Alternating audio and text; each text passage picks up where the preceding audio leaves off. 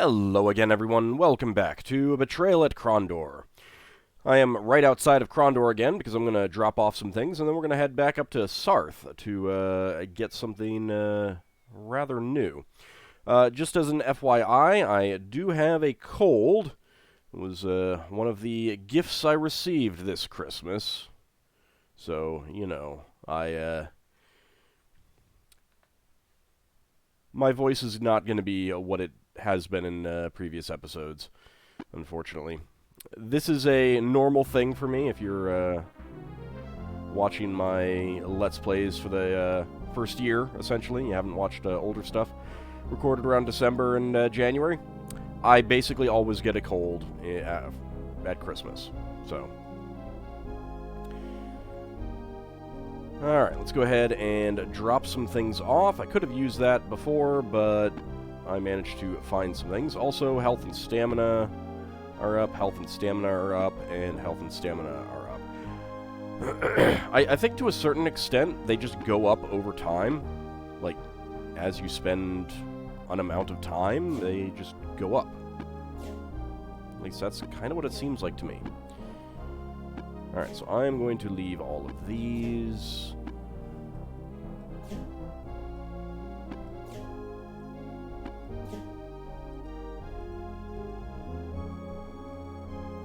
I have quite a few whetstones. I have quite a few hammers. I ran around killing all the enemies that there were. It was mostly Moradel, interestingly enough. So, but that is what I'm going to leave here for now. Wondering if I should leave anything else. Nah, we'll be okay. How much of that do I have? I'm pretty good. All right. James. Senor James, at your disposal, lady. I'm sorry if I have interrupted you. No, actually I'm quite pleased to have you here, James. Things around the palace have become very peculiar. Prince Arutha hasn't held court in weeks, and Pug has been locking himself up with Makala and our daughter Gamina discussing who knows what. And you feel left out of the circle, is that it? I suppose I have been privileged, spoiled even, in the past because he has entrusted me with whatever he was thinking. He's shown me things that I could never have imagined, and yet now he's hiding something from me. At some level, I'm almost inclined to think that something is frightening him. Frightening Pug? Gods, I don't like the sound of that. May I speak with him? I wish you could, but he has gone to our academy at Stardock. I don't know when he plans to return. To make matters worse, when I went to see Prince Arutha, he sent word that he couldn't speak to me because he was busy with matters of state. That's not like him at all. No, it isn't, but I have a few suspicions about what this may all mean. First, there are a few things I need to know. I am at your service. Murder. If Prince Arutha isn't here, then he must have already begun... Begun what? Sorry, I was thinking aloud. If you would, do you think you could tell him something for me? It's fairly important that he hear it. What is the message? Tell him that the party in Romney was cancelled because our host took ill, and now we're looking for his pet parakeet that flew away. As soon as we find the perch, we will meet him for tea at Mother's. I'm not sure I understand. But the prince will. I don't mean to be mysterious, but it's better that way. It's better that only we two know what is going on at the moment. Do you have any news? Has anything happened in Crondor since I left, or has the whole town closed off of boredom waiting for me to return? Nothing unusual, really. The most exciting thing I've heard is that there appears to be an outbreak of Quegian fever in some of the ports, but they don't expect things will get too serious. The priests from the Temple of Sung have sent men down to the docks to deal with any cases that show up there, and the palace guards have been advised to keep a lookout for anyone who seems to be suffering from delusions. They think it will be contained in the areas north of Crondor. Okay.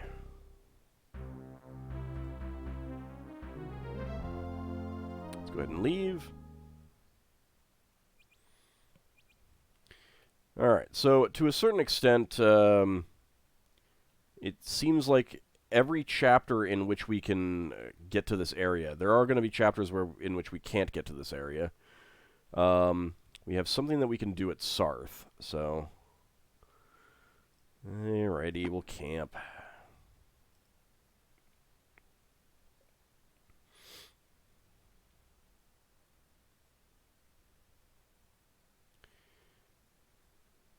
And then we'll take a quick hop to a different area. I actually am right there. I was expecting it to show up on the map. Oops.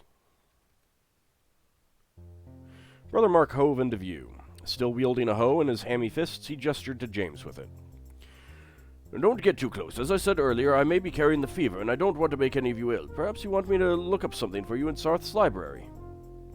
Yes. What do you know about Abbar's Turn?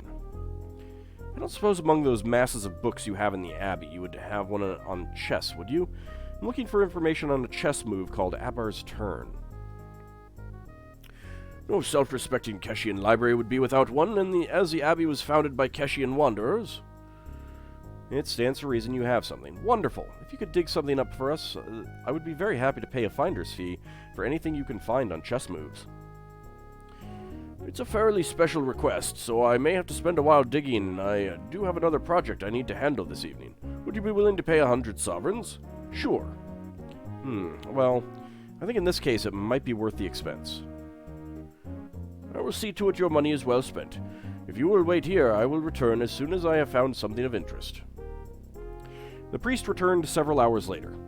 So what did you discover? Gorath asked, his mood improving with Brother Marc's reappearance. Anything we can use? Marc frowned and burrowed in the folds of his robe.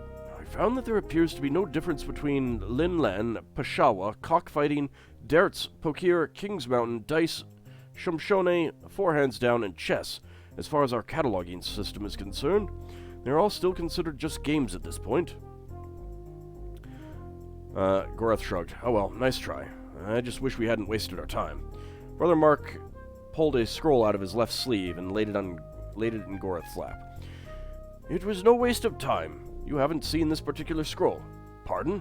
Gorath blinked at the parchment, then at the priest. What do you mean? What I mean is that the scroll in your lap is known as Saha Bilahi, the victor's soul. It is perhaps the rarest and most valuable writing on the subject of chess ever put to paper.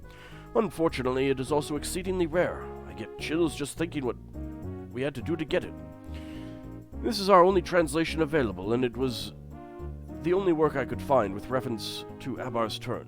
Read it in quickly, before Brother Anthony finds I've taken it. Gorath smiled and unrolled the scroll, studying all the details of the move carefully. Once he had absorbed the material, he produced the gold he owed Brother Marc. I promise I won't forget your efforts, brother. I wonder why it was Gorath and not someone else. Not like James. The priest nodded, then snatched up the scroll. Let's just hope Brother Anthony can. Okay.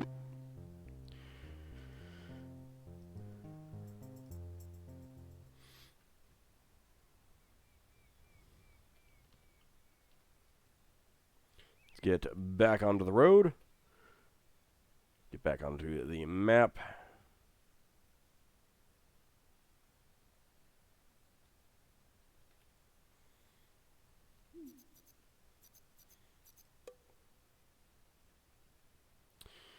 I suppose even priests require rest, sleep from time to time, he said. I may have to wait until morning to get an audience with anyone. Oh, all right.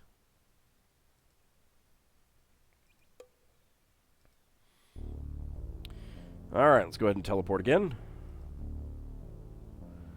Alright, we want to go to the Chapel of Ishap in Malac's Cross.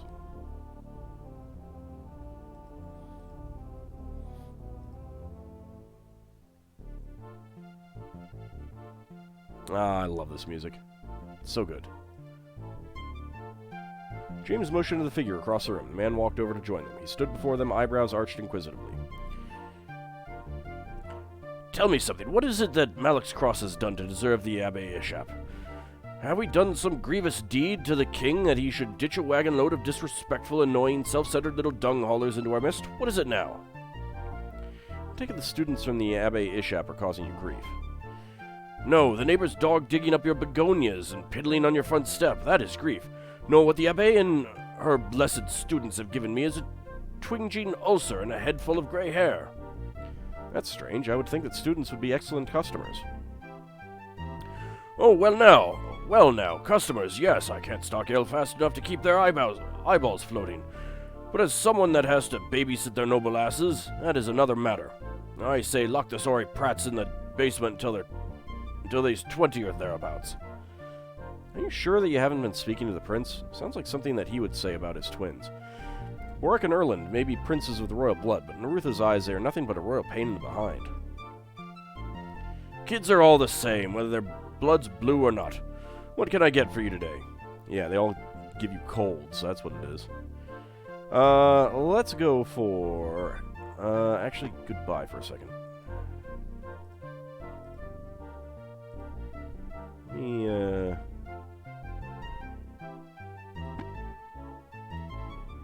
Let me do something real fast. 'Cause I think we need an emerald. And that's why I have these 2 emeralds here. And if I'm going to have to bet one, I would rather bet the cheap one. So I'm going to plop the more valuable one down in here and hope that it isn't stolen.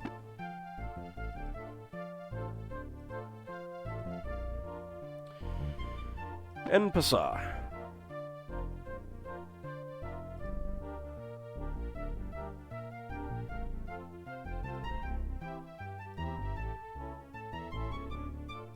Alright, challenge. Oh, that's what I have to do. Any chance I can interest you in a game of chess? I'm not so sure you would want to play against me. I just learned a few new moves from a book I borrowed from the Abbey. Tell me the stakes, then I'll tell you whether I'm interested or not. Emeralds, think you're up to it? Sure. The barkeep was oblivious. While pounding Owen's leftward defensive positions, Ivan hadn't noticed the seigneur's... Really? Subtle adjustments to his rightward formation of a pawn, a priest, and his king. Queen. Ivan grinned as he tossed a pawn from the board. Seems I'm inside your line, ready to surrender yet? Not exactly, Owen replied, sliding his hunter piece to the opposite side of the board. Have you ever heard of Aber's turn? So, Gorath is the one who read the, well, James is the one who asked about it. Gorath is the one who learned the move, and now Owen is playing. Maybe we're just in some sort of Vulcan mind meld situation. Abruptly, the barkeep's face went pale as he studied the pieces. You couldn't. You did! For the next 3 moves, he made feeble attempts to regain the strength of his position, but at last gave it up as a vain hope. I surrender. Alright. Goodbye. It's been nice chatting with you. I think we may hang about a bit and chat with some of the students. Whatever you like. Me, I've got dishes to tend to. Thanks again. Perhaps we'll chat later. Let's go ahead and do some barding. James played. And it's James now, not Owen.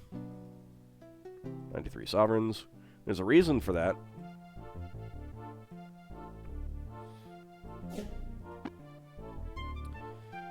Okay, 15, 100. Ooh, nice. A 100 quality emerald.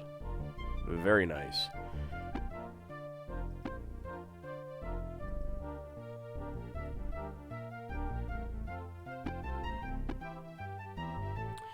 $40 sovereigns, 9 royals for it. Sure. 273 sovereigns for it. I'll accept that. And 106 sovereigns and 4 royals. Very nice. Alrighty.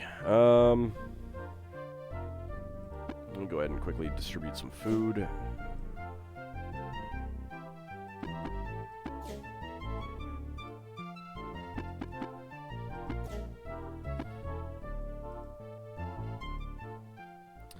Okay, I think there might be some new chests that I can, or chests that have, like, refreshed their stuff. And I suppose I should check out old ones as I play through these areas. I have not been doing that, and I only just noticed that there might be some new stuff in a couple of these chests. Let me see where they are.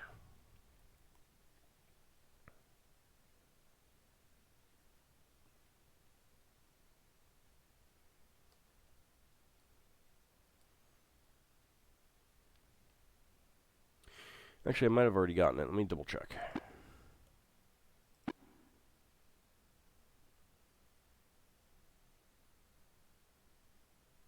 Yeah, I think I did. Alright. It said I could get it in this chapter, and it seems like I don't need to, because I already did. I think I got it in the previous one. Maybe not. I don't know.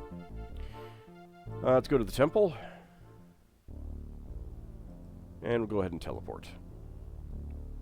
And we'll head up to the Temple of Banath.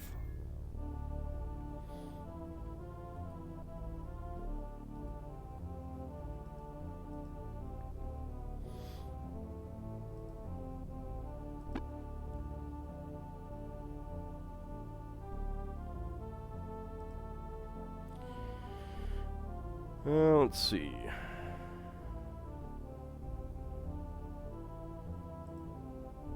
Okay, doesn't seem like there's anything that we can talk to them about right now, so that's fine.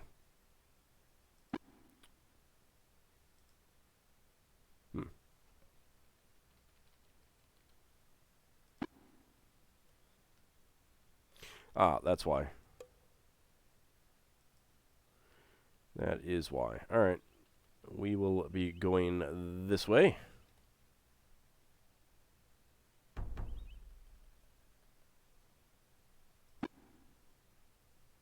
Yeah, it's daytime again. Alright, so from here, let's keep going north, take a quick look at our map. And let's go.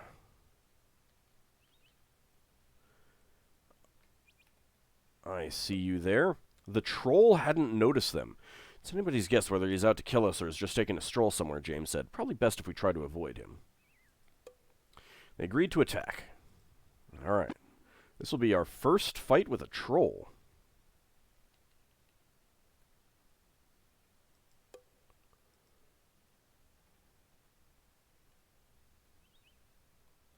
Owen stumbled. As James shot a disapproving glance in his direction, the enemy assumed a defensive posture, ready to meet the foiled surprise attack.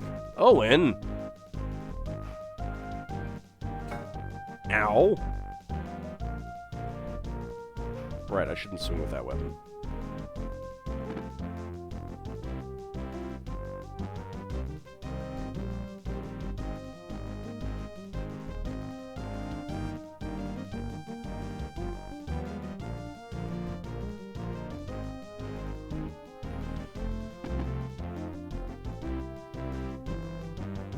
Skyfire does more damage, but it doesn't freeze.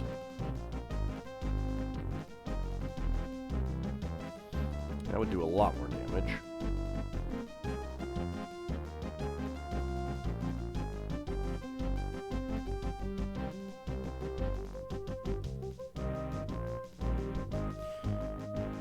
Well, I do still need to,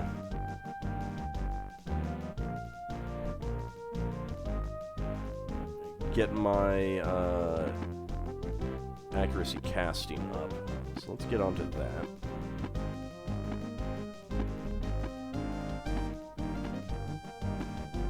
I did get various other skills up, but barding is up to 100 for everyone.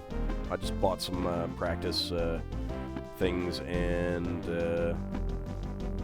got everyone's up to 100. So now it'll be, as long as I've got James in the party, it'll be whoever's in that first spot if they have 100, rather than Owen every time.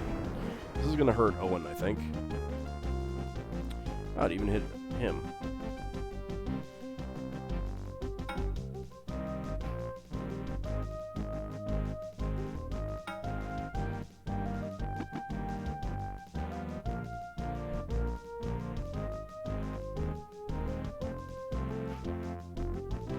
Nope, doesn't have metal. Alright.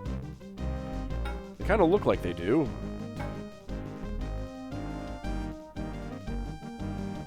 Let's go kill you.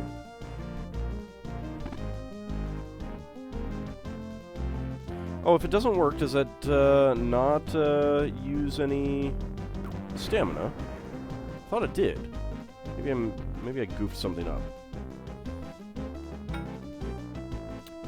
Whoop. Ow.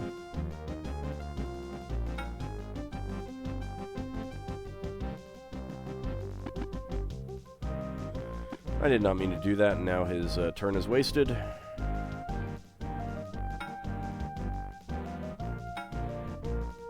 and down goes the other troll.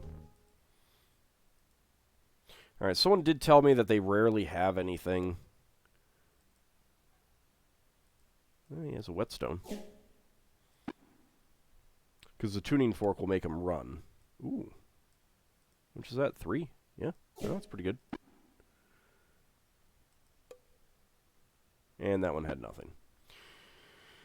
So yeah, they didn't have a whole lot, but it wasn't bad. It wasn't bad. I'll take that stuff.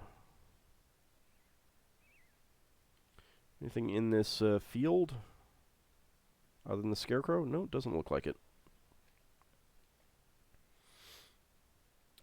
There is a pathway this way.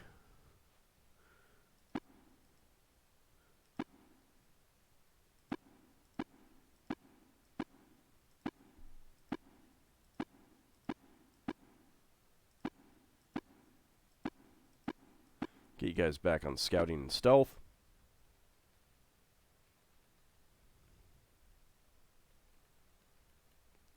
Preoccupation had dulled his senses. Aware as if someone had thrown water over him during a pleasant dream, James grabbed Gorath's shoulder. Don't move. There's something very not right about the ground before us. Wow, that is a lot of things.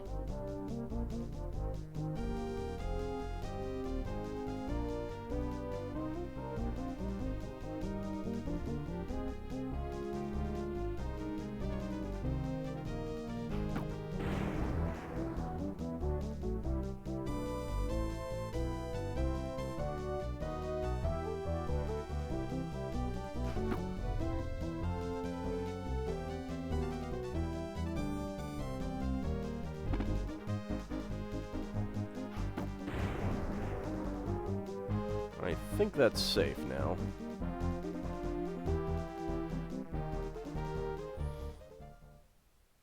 There we go. Alright. Managed to do that one. Off in the distance, a hiss whispered in James's ears. Think we should investigate further? Well, let's not yet. Let's save it. Leading the way, Owen turned down a short path, his steps becoming more hurried as a faint hiss grew into a pounding torrent of sound. At last they found themselves standing before a sparkling waterfall.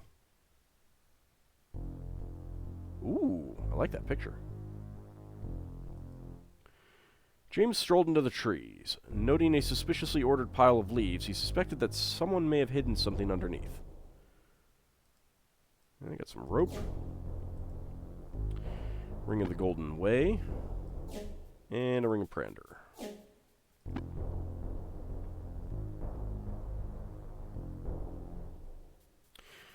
White lather churned from the waterfall's lip in a burst of sunlit spray, crashed over natural stone tiers into a small pool of pine-smelling water. Broad-leafed and lush, dark ferns grew up the face of the arroyo like a living carpet. Everywhere there seemed to be life, moving and crawling. Enter. Water cascaded over them. Sloshing through the thundering curtain of water, they flung themselves down on a wet stone slab which lay behind the waterfall. Wet strands of hair dangling before their eyes, they looked around their new surroundings. A door was set into the face of the rock, and on either side, an empty iron brazier was bolted to the door's frame. To the right side, there was a small darkened niche. James stood to take a closer look at the mysterious hole, discovering there a chessboard. Looks like someone was getting ready to play a match, but they were missing a knight's piece. Okay, so that's... We need to look for a knight's piece to get in there, it sounds like.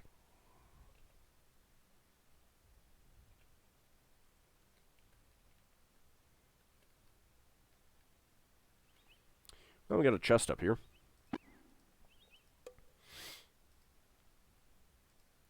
And it has a shell.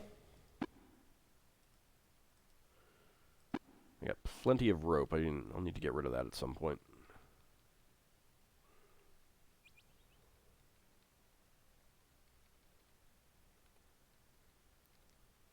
This will get onto the road.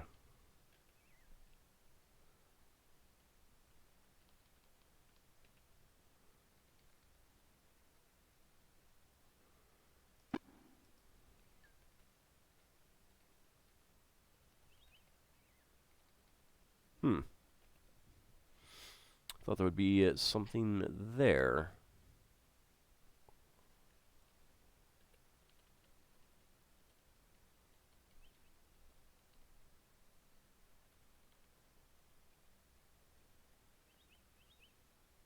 Maybe I missed it. Here's a building over there I will take a look at in a moment. Ah, yep, there is something here, and I missed it.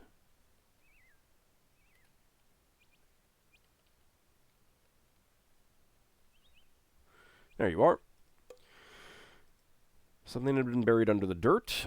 We've got a broadsword with Blessed Type 3. An 87 quality shell. And 1 ration. So good quality rations in good shape even. Let's go check out this building over here.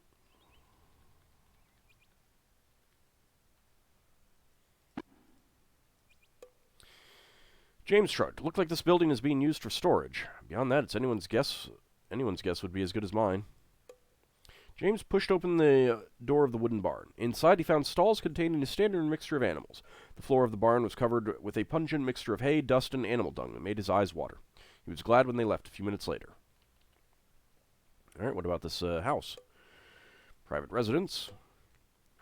A heavy-set man answered James's knock. Greeting them warmly, he invited them into his house. After several minutes of conversation, he offered them some fresh water for their pouches, a kindness that was gladly accepted. They were preparing to leave when the man's tone turned serious. "You gents be careful out there. I've been hearing some strange noises. Wouldn't be surprised if it was the spinners coming out of hibernation." James looked a little puzzled. "Spinners?" "Overgrown spiders. Count Corvallis has sent some men to patrol the 4 Virgits to the west, hoping to get to the spiders before they have a chance to get entrenched in the area. But it would be best to keep on the lookout."